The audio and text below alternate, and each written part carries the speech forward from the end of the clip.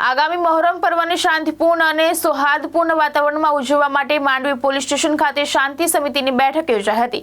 બેઠકમાં પોલીસ અધિકારીઓ, તાજિયા આયોજકો તેમજ વિવિધ સમાજના આગેવાનોએ હાજરી આપી હતી।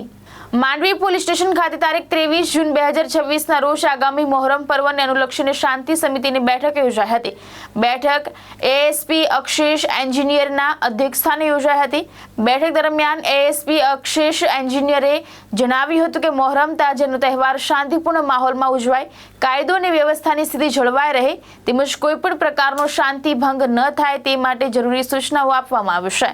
તેમણે તમામ આયોજકો અને આગેવાનોને પોલીસ તંત્રને સહકાર આપવા अपील करी हती।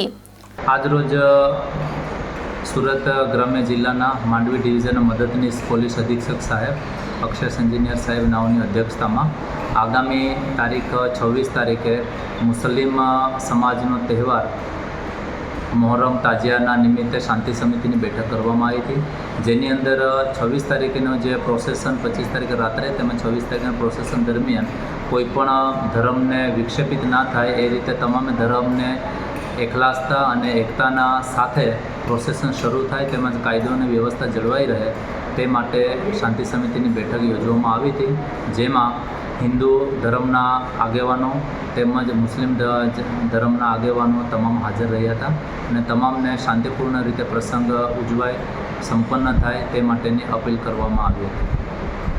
जितेंद्र सोलंकी, दृष्टिकोण न्यूज़, मांडवी।